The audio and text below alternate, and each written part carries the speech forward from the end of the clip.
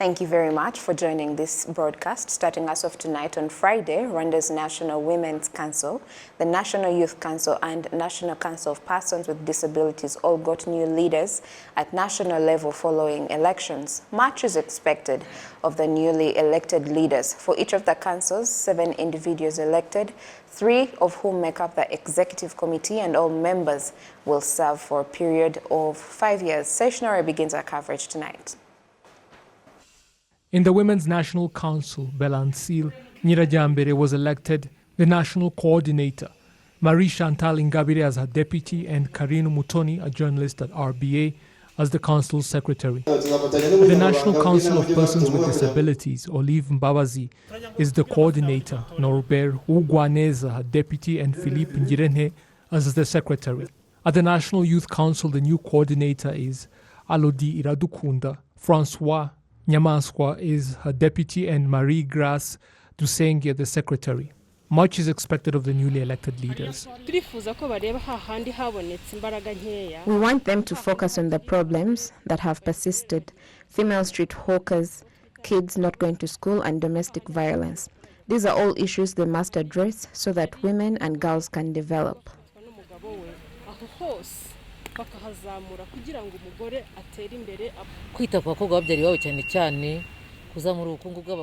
They need to help girls who gave birth while still living with their parents and help women's cooperatives develop. We also want them to work together so that Rwandan women can really develop over the next 5 years.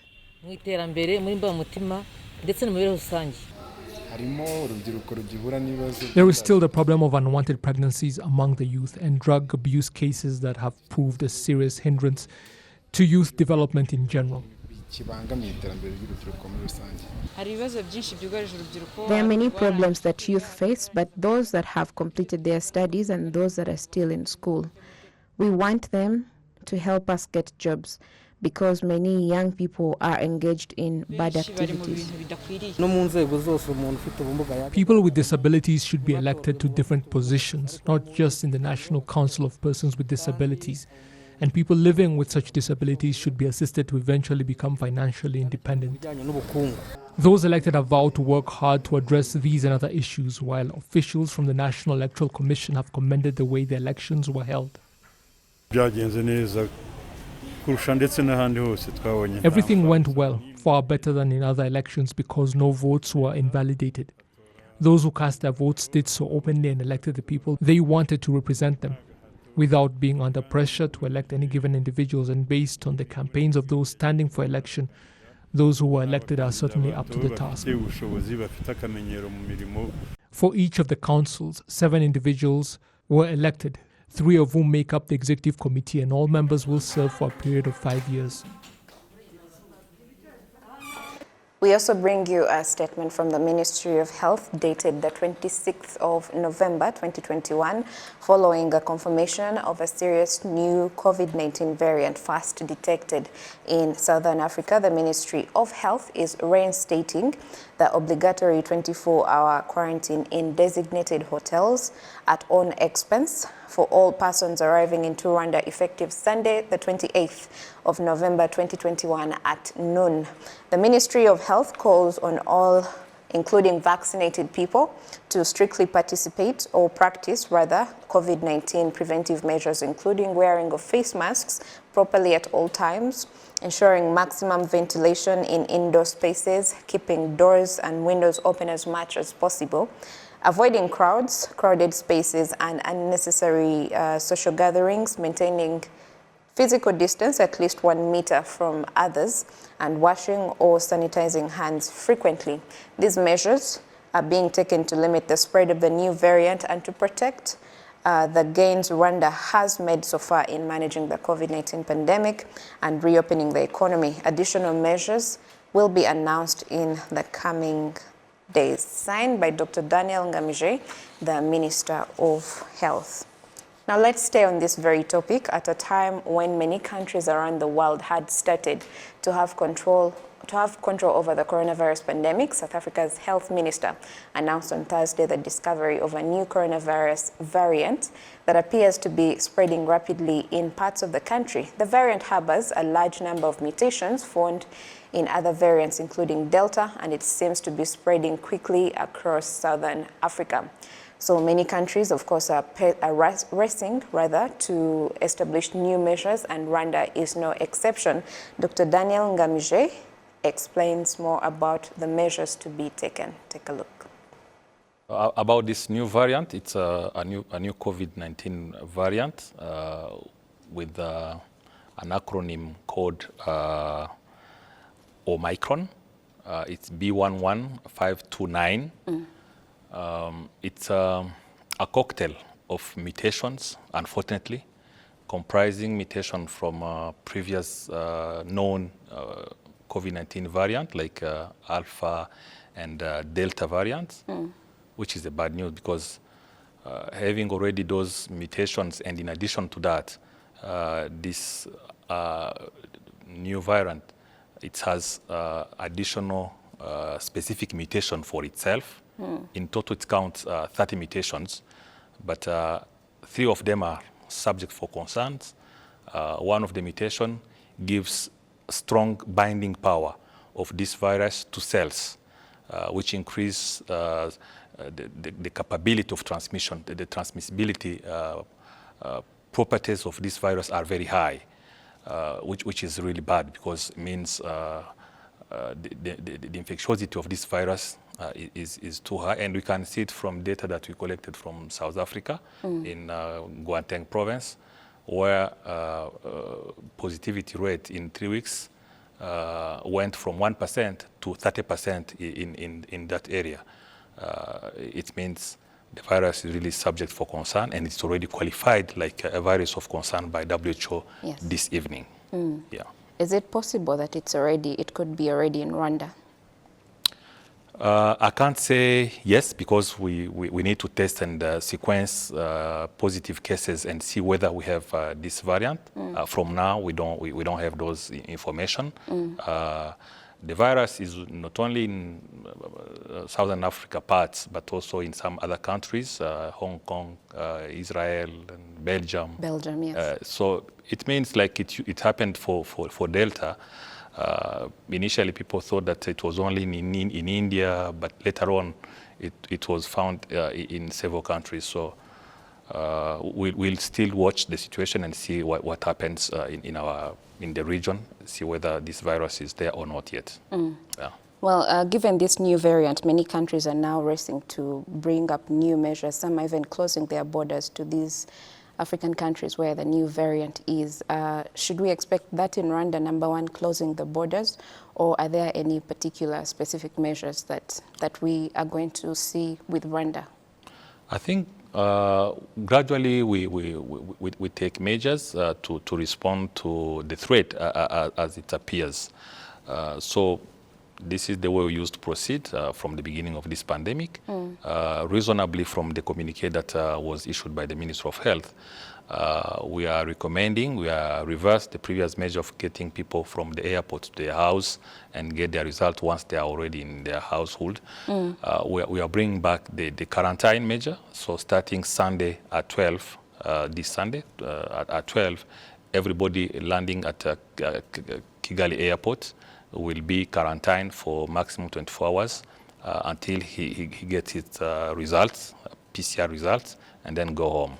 Okay. So this is already one measure that we are trying to put in place to avoid that travelers from abroad, wherever they're coming from, we face a situation of importing virus. Like in the beginning, we had imported cases from different countries. I think you do remember what happened in the past. Yes, absolutely.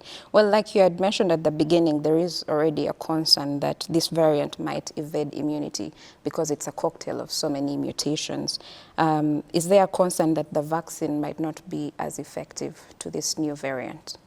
Theoretically, yes, people can be concerned by probably the impact on the efficacy of the vaccine. We need to see what will happen by exposing through in vitro studies this virus to neutralizing antibodies generated by people who are immunized with ABC type of vaccines. And then we see the rate of, if really these neutralizing antibodies will be able to kill this virus.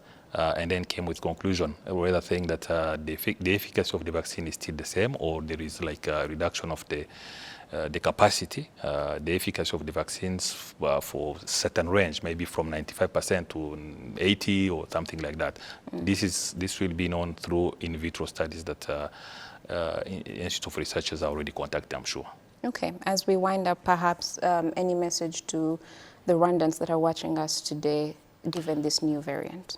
I think we need to keep knowing that the COVID-19 virus, it's a virus with a lot of unpredictability informations. It changes its nature by mutations. There are things that will remain valid. These preventive measures, we know very simple ones. I call again people to be vaccinated, because in any case, vaccines are developed based on the main structure of the virus, especially the spike protein. Although there might be some mutation on some element constituting this spike protein, still having neutralizing antibodies from those virus, although you might have a new variant, you will still have neutralizing antibodies with capability to kill the virus at least a certain level. So there is a huge comparative advantage of being vaccinated compared to someone who is not vaccinated. So I call all Rwandese to get their vaccine. As we arrive to them, as those vaccines will be deployed in our health centers, they're already there. We have a schedule of getting them vaccinated. They should really respond and get vaccinated as soon as they are called or they are informed to come at the health center to be vaccinated. Absolutely. Always a pleasure to catch up with you, Dr. Daniel. Thank you so much for your time. Thank you too. Moving on, beneficiaries of projects organized by the Imbuto Foundation are thanking it for the support it has given them throughout the years. This comes as the organization marks its 20th anniversary. Stationary with the details. At 20 years of age, Sylvain Naiturichi has a master's degree from Southern New Hampshire University in the US, but things were not always so good for the young man. I am a child of a single mother who did nothing more than till the land so that we could survive, and I am the last born among 7 children. She struggled to send us to school, so there was little chance that I would get a proper education being the last born. With the emergence of Imbuto, I got hope, and the foundation became like a parent for me.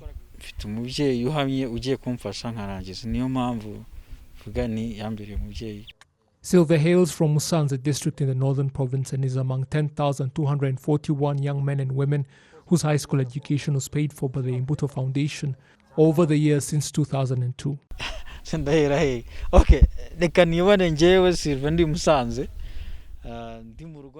It's hard to explain, especially when I remember the way I was back home in Musanze with my mom.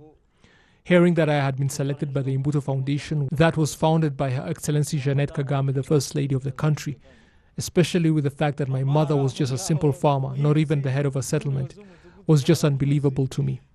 I felt truly blessed, among the luckiest people alive. After I had calmed down, I decided that I must work hard and do well in my studies.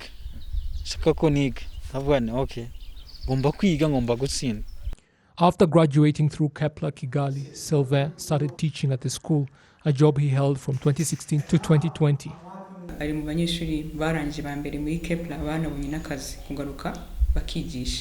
He was among the first students to complete their studies at Kepler and got a teaching job. He certainly showed the competence to perform the tasks at hand, which is why we hired him.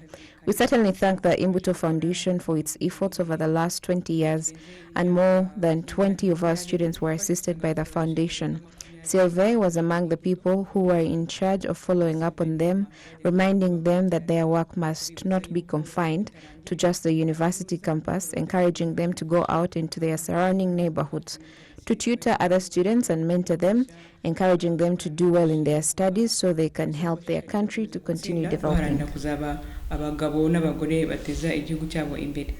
The Imbuto Foundation is also engaged in activities to improve the social welfare of young people, especially female teenagers, most notably 3,422 who became pregnant. My parents were not happy that I became pregnant and dropped out of school, and there were many arguments. Afterwards, counselors from the Imbuto Foundation came to talk to them and showed them that it was not too late to rectify the situation and helped them to accept me as I was. The foundation then helped me to come out of isolation, giving me the initial capital I needed to join a savings group. I'm truly grateful to Jeanette Kagame for helping me despite not knowing who I am, and I wish I could tell her this face to face. I get really emotional every time I think about it. I can promise her, however, that I'll not become a disappointment because everybody wants to see favorable fruits for their efforts.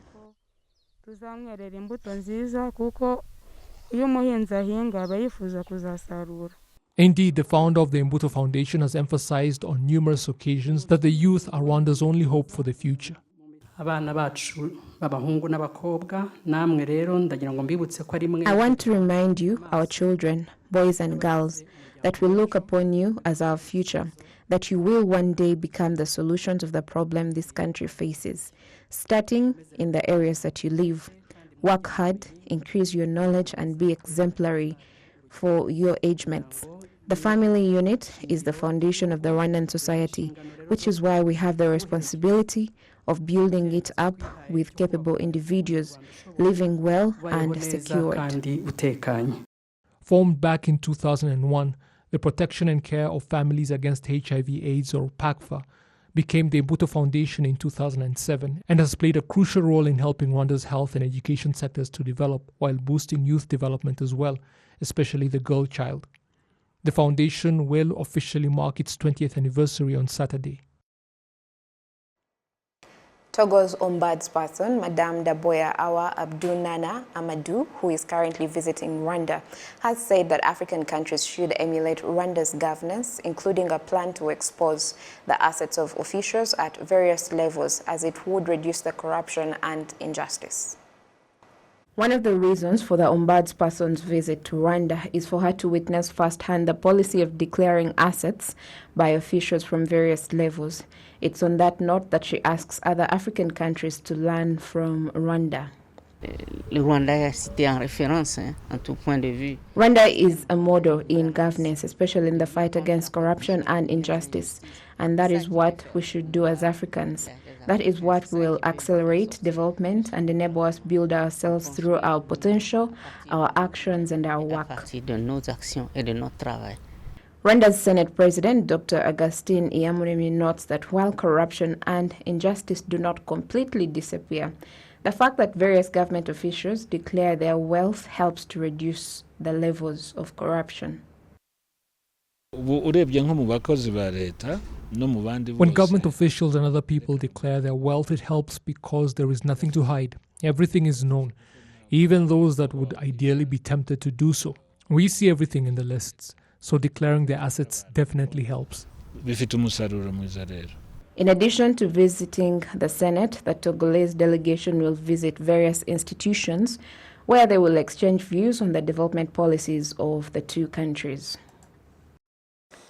In other news, students who wish to pursue medical courses are required to have done well in the subjects of biology and chemistry and also temporarily register in the Rwanda Medical and Dental Council. The announcement was made on Friday during a joint press conference held between the Ministry of Education and the Ministry of Health. Olive Nete with the details. Dr. Theonest Ndikubwimana, Head of Academic Quality Accreditation and Standards at the Higher Education Council, clarifies what they base on when selecting students who qualifies for medical school and also emphasized that the student must also register in the Rwanda Medical and Dental Council. But when it comes to medical courses, requirements should include passing chemistry and biology very well. When a person pursues his or her medical career and registers in the Council of Doctors, he or she does not meet difficulties when requesting for equivalence. All Rwandans and guardians of students should also know about this. Even though it's like that, some of the dental surgeons who studied in Rwanda and abroad passed well their secondary and university courses, but they are not valued. Those we spoke to did not want to be identified. In my grades, I had A in biology and chemistry. And in my admission letter, they mentioned that I was supposed to study dentistry, but on my diploma, they wrote dental therapy. And when we wish to pursue a master's in dental surgery, some countries don't allow it.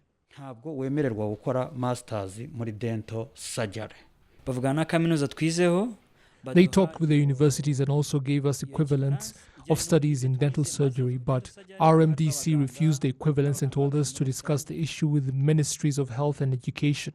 We went there, but nothing changed. The impact of all this is that in consultations, it seems like I have A0, and yet I have a master's degree. All we want is to know why this is not being resolved. Dr. Patrick Ndimubanzi, Executive Secretary of Human Resource for Health, clarifies that the problem of dental surgeons is being dealt with, and also that all the modifications that are happening is for a better quality of education.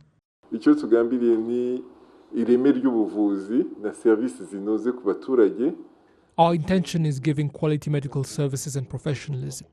We need health practitioners at health centers, reference hospitals, teaching hospitals, and other hospitals. Before, there was a program of 3 years in dentistry, but after we did a program of 4 years. But this problem has been solved. Till this date, every trimester, the Rwanda Medical and Dental Council conducts tests and receives applications of students who want to join this council. The Higher Education Council receives 300 applications of students who request equivalence of their documents, and 5 of them appear to have problems in their diploma. Olive Nete, RTV News. Well, that's it for today. Thank you for the privilege of your time. Have yourselves a great weekend. God bless you and keep you. And until next time, I'm Gloria Mutisi. Bye for now.